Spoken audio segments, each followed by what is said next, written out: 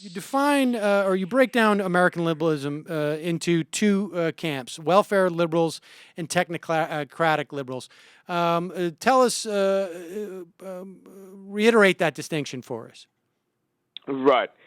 So essentially, my argument is that welfare liberals have been remain basically committed to the New Deal paradigm, and I basically define that as searching for equality of opportunity. They believe in collective bargaining rights. They believe in expanded social safety net. They call for higher tax rates. They want to restore union density. They oppose austerity.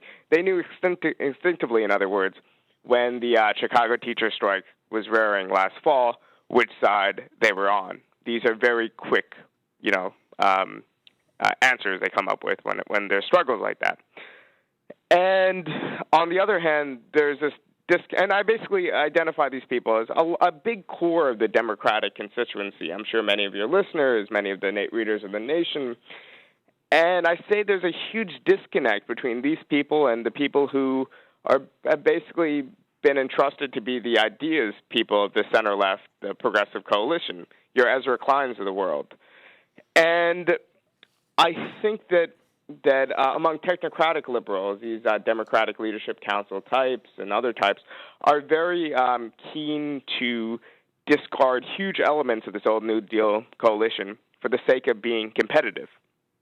So it's not necessarily a matter of them just being really theoretically bankrupt, but with the real structural changes in the economy, deindustrialization, globalization, the global impasse that social democracy as a whole and in American liberalism, the welfare state as a whole had in the 1970s, you saw, in a sense, a crisis of agency where people on the center left were wondering what coalitions are going to keep us in power. And in pursuit of, I guess, votes from middle-class stratas and other areas, these center-left leaders and thinkers have more or less abandoned everything that made them, I guess, liberals to begin with. And I think that the huge divide and disconnect between the technocratic liberals, a lot of the people who are the ideas people of this movement, and the base that they rely on to actually enact policy, is a divide that the left can exploit. And maybe exploit's the wrong word to use there, but I guess can take advantage of and build new coalitions. And I sort of point to different emerging alliances that saw that at play, whether it be liberal support for the Occupy movement, the broad community support for the Chicago Teachers Union strike, which was actually, pitted the union against a pro-corporate member of the Democratic Party in Rahm Emanuel. So I think there's plenty of other examples of this, but essentially this would mean the reconstitution of some kind of broad liberal left movement, and also at its core, class politics, and that would mean a lot in the American context. I mean, in many respects, that the relationship between some of us and President Obama is indicative of that split. I mean, he's as theoretically as technocratic and centrist, I think, as maybe not more so than Bill Clinton, maybe more so in some respects. But that, I think that illustrates the divide that you're talking about.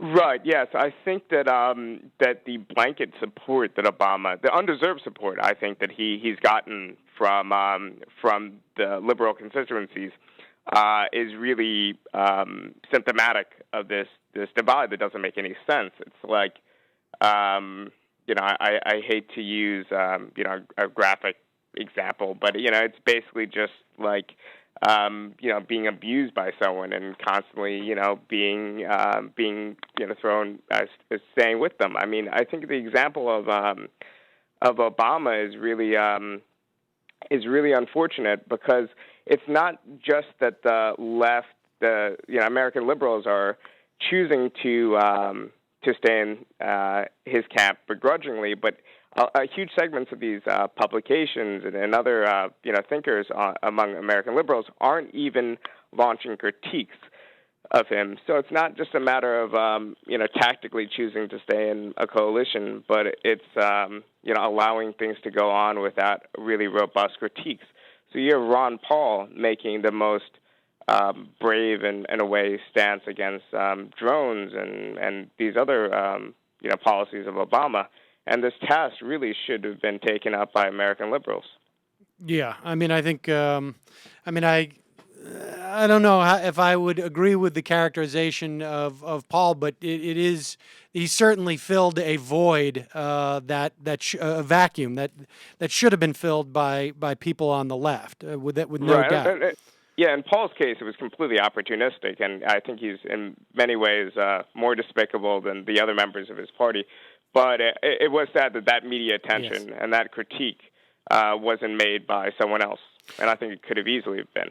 What do you think? I mean, I have a tough time wrapping my head around this, because I think many of my critiques, both of the sort of the way that you've delineated welfare state liberals and technocratic liberals, are certainly things that I have echoed. But at the same time, what do you think?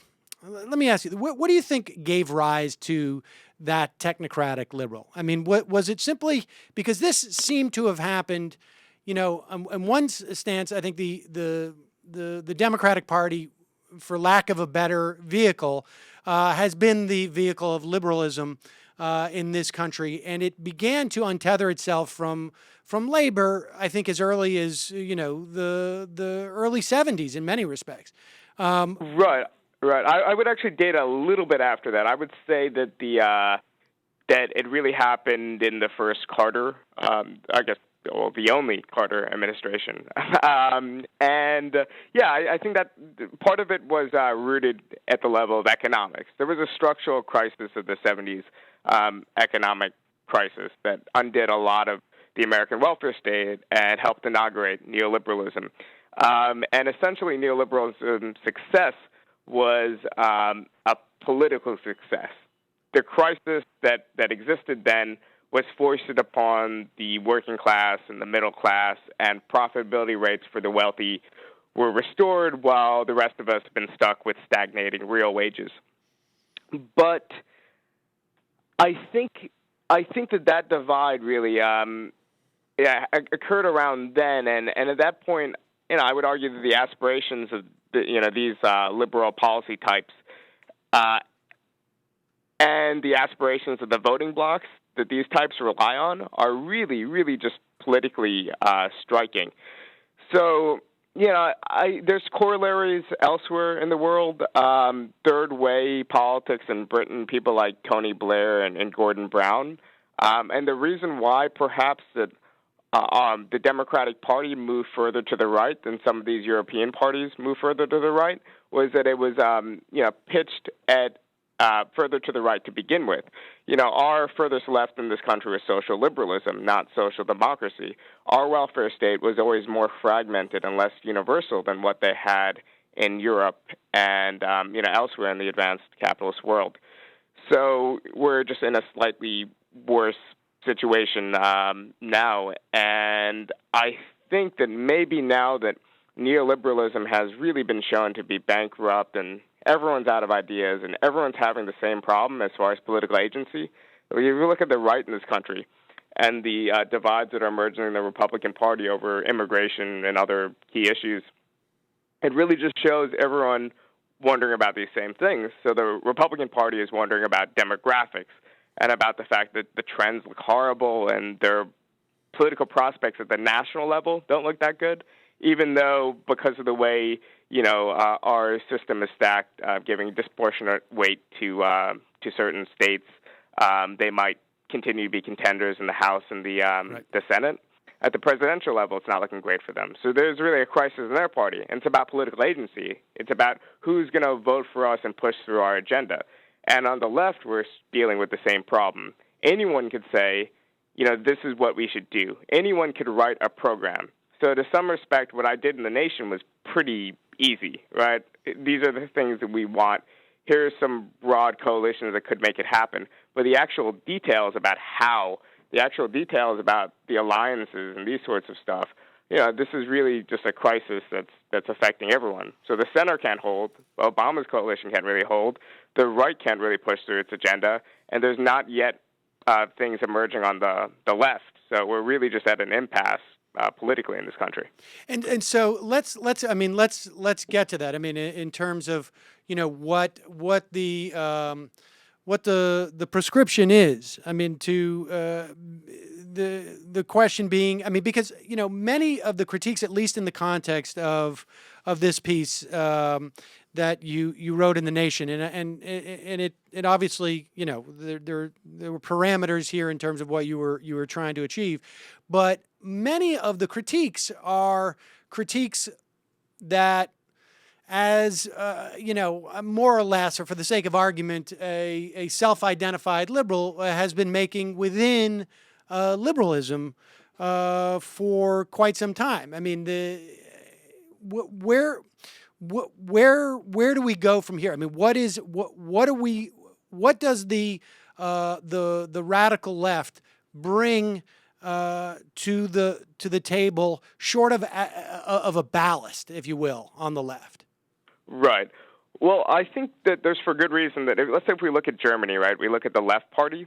The Left Party is a coalition party between disgruntled social democrats who thought that the German Social Democratic Party, which hasn't even moved as far right as the Democratic Party in the United States, had betrayed its historical mission, and trade unionists and other people who have been disillusioned with that party. And also old communists and Trotskyists and other radical left forces in Germany, and they form the Left Party.